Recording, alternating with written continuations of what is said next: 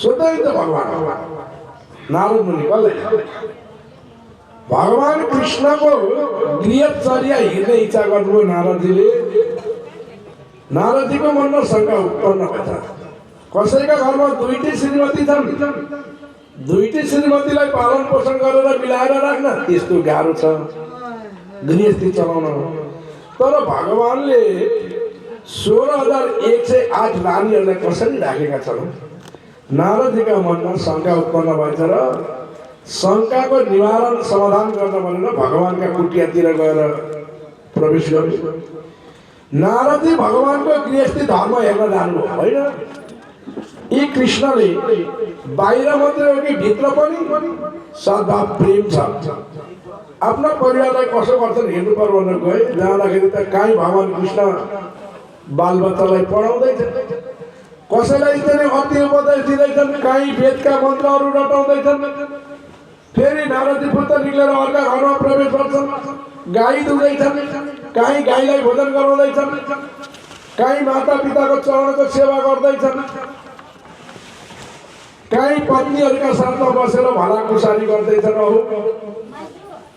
नारदजी छक्क परे। दृष्ट मया देवंशो दुरत्यय।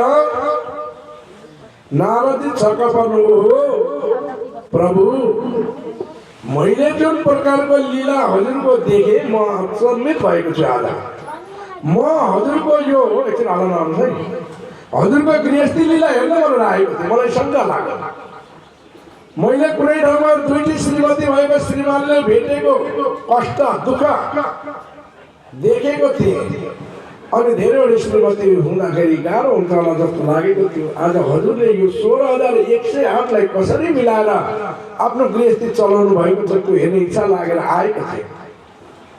तर आज मैले जुन प्रकारको हजुरबाट भएको व्यवहार देखेँ म अचम्मित छु। आज हजुरको यो गृहस्थी जीवन देखेर म एकदम प्रसन्न छु। धन्य हो प्रभु, तपाईँको जस्तो गृहस्थी जीवन संसारमा कसैको छैन। बडो आनन्द त प्राप्ति होला। त्यसकारणले गृहस्थी जीवन चलाउने व्यक्तिले त्यो परिवारलाई कसरी चलाउने हो सोच्नुपर्छ। धैर्य धारण गरेर आफ्नो यो इन्द्रियहरूलाई वशीभूतमा राख्न सक्नु भने गृहस्थी जीवन चलाउन गाह्रो छैन, जसरी भगवान कृष्णले चलाउँथे। तर हामीलाई त गाह्रो छ। किन? हामी आफ्ना इन्द्रियहरूलाई वशीभूतमा राख्न सक्दैनौँ, जसका कारणले हामीलाई गृहस्थी जीवन चलाउन गाह्रो छ। नारदजीको मोह भगवानले हटाइदिनु भयो। नारदजी प्रसन्न हुनुभयो। भगवानको गृहस्थी जीवनको कथा सुनेर अवलोकन र मूल्याङ्कन गरेर हामीले पनि हाम्रो गृहस्थी जीवन भगवान कृष्णको जस्तो बनाउनु पर्छ है। बुझ्नुभयो? रावणको जस्तो होइन, भगवान कृष्णको जस्तो गृहस्थी जीवन सारा परिवारहरूलाई मिलाएर कसलाई कतिखेर पढाउने हो, कसलाई कतापट्टि पठाउने हो, कुन कामको जिम्मा कसलाई दिने हो, कुन व्यवस्थापन कसले गर्ने हो, सबै कामको विभाजन गर्ने। समस्याको समाधान आफै निस्किन्छ। तर भएर त सबै हामी आफै गर्ने भन्छौँ अनि सबै समस्या हुन्छ, सकिँदैन नि त। भगवानको यो गृहस्थी जीवन हेरेर हामीले हाम्रो गृहस्थी जीवनलाई कसरी चलाउनु पर्छ भन्ने कुरा ज्ञान हासिल गर्नुपर्छ।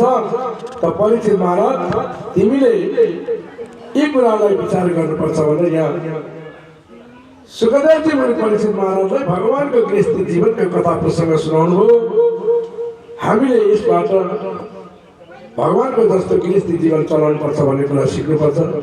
त सज्जन यी कथा प्रसङ्ग यहाँ नारदजीका मनमा लागेको शङ्कालाई भगवानले दूर गरेका अनि परीक्षितका मनमा लागेको शङ्कालाई सुखदेवजी मुनिले निवारण गरिदिनु भयो। पुराण कृष्ण भगवानको